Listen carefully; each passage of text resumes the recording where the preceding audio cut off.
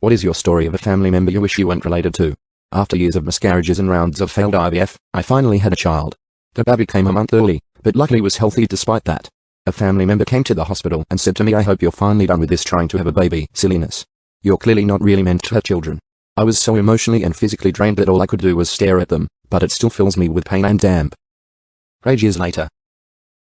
My great-uncle abused my mother from the age of 4 to 11, until her and a few of her relatives also being abused opened up about it.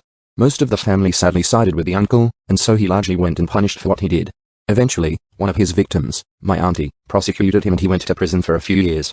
Auntie never got over the abuse and committed suicide just shy of her 40th birthday. Incredibly, my mum forgave my uncle for what he did to her. She found Jesus, and I guess that's a part of that whole process. She didn't forget, but she said forgiving him really helped her move on. I didn't forgive him. A couple of years ago, I was working for an automotive repair company and was sent to collect a customer's car. The name on the job sheet was a woman, so I thought nothing of it. However, when I knocked on the door, who should be standing there but this piece of shit uncle? He didn't recognize me behind my face mask. I got him to walk me to the car I was collecting, asked for his name to confirm it was definitely the guy, and then punched him once in the stomach and once on his jaw.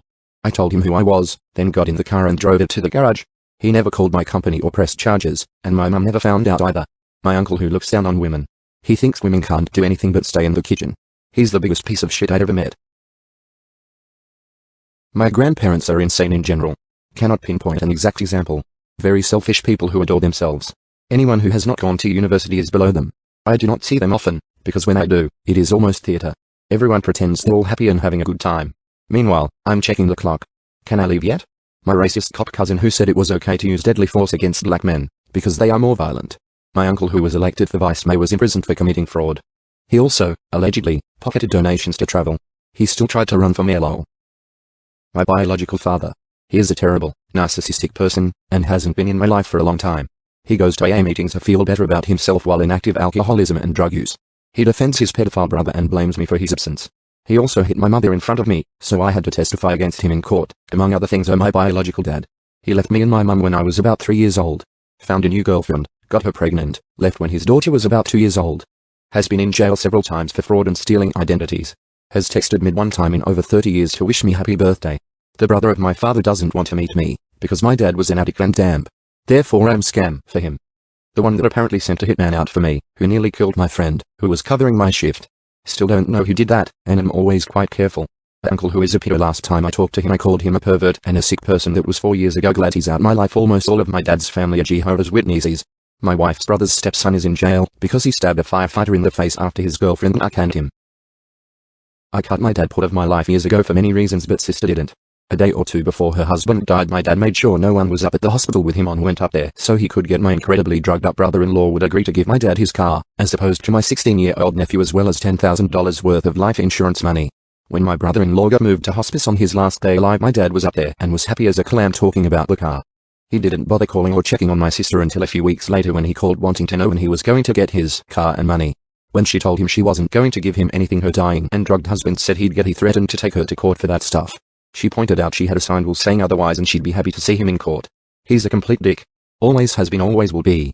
I haven't spoken to him in years. I honestly have no idea how or why my aunt puts up with him. Threw her daughter into her wardrobe and the wardrobe fell and almost hit my aunt cousin person. It's confusing. She in jail. My grandma. She ignored her husband abusing my mom and aunts. Made my mom clean up the pieces of my aunt after she killed herself. Covered for my mom when she was a junkie. Covered for my mom after she accidentally killed my sister. Covered for my mom when she mentally and physically abused me and my other sister.